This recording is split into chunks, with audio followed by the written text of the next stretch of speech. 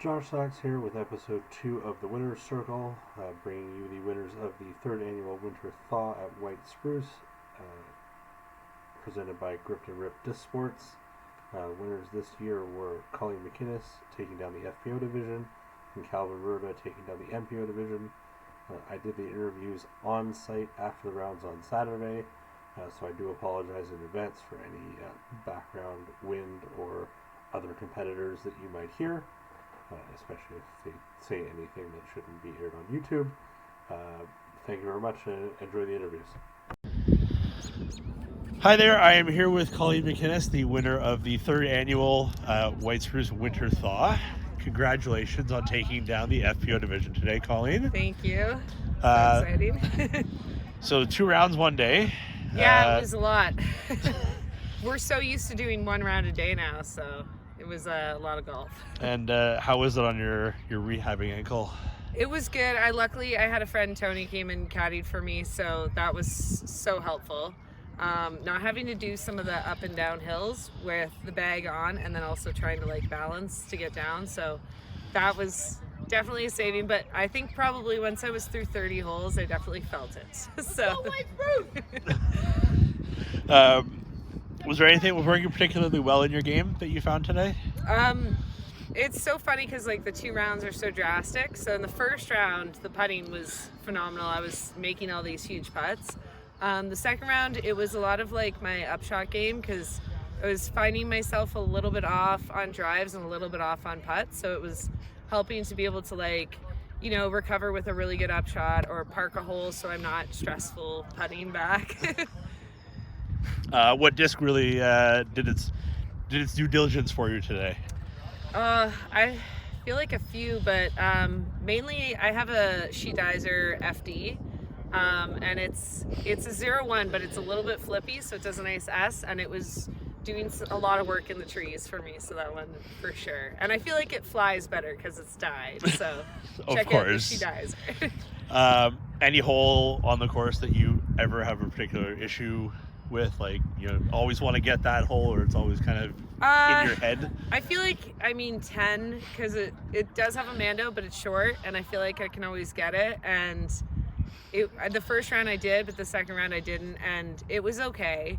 But that's when I always want to get. But hole 9, the one before that, which is in this open field, is so hard, and to get the birdie on it, it's a par 3, so it's a frustrating hole because we really want that par, but it's particularly hard. So I was happy that I did well on it. I mean, I parred it the first round and bogeyed it the second round, but could be worse. So that one is hard. I think that's an in-betweener for us. Yeah, I've been noticing just sitting out here all day that the wind certainly picked up in round 2, and you're playing the longer layout. Yeah. Did you think that contributed a lot to? I think the cold, right? The sun went away and it got colder and it felt a little bit harder. With the tee times, we had a pretty long lunch as well, so the turnaround of sitting for a while. I had a really bad hole 2 on the second round because I just wasn't back in that mindset of back in another round. So it's a tough. I mean, for considering how open hole 1 is, and then you get to hole 2 and you're just right in the trees. It's right you don't hit that line and it's not getting anywhere close to the basket. I can imagine if you're not quite back in it, it gets a little tough. But, definitely, and a little bit of putting was so.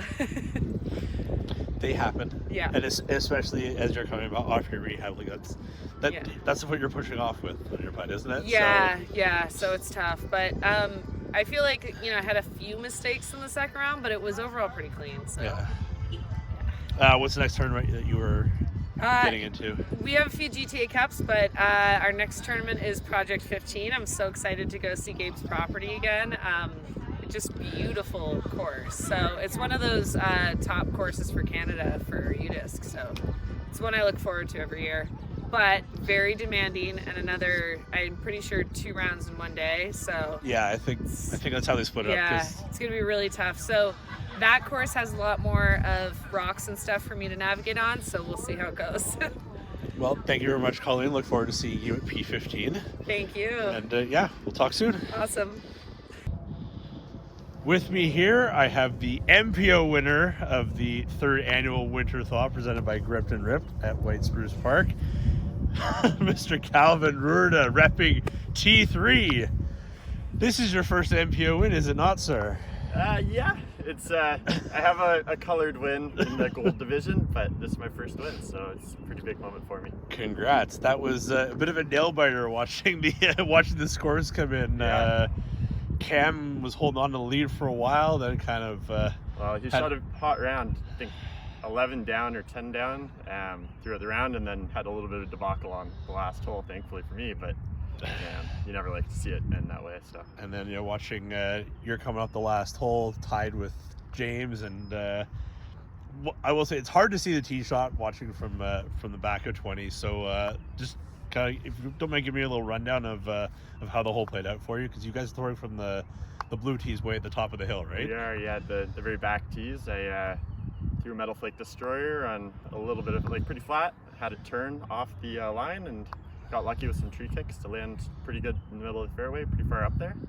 Were you up ahead of the short tees? Oh yeah, way further up ahead. I was I don't really know how to describe it quickly, but I was in front of the short tee, and then had a backhand hyzer skip up the hill, and a little bit of a straddle putt, which was a lot longer than I wanted it to be, but made it regardless, and felt great.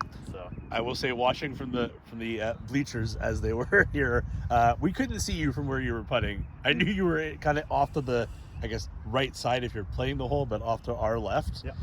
And I just saw the putter come out of the woods and just crash right in the chains. Absolutely beautiful to watch. Yeah, it was good.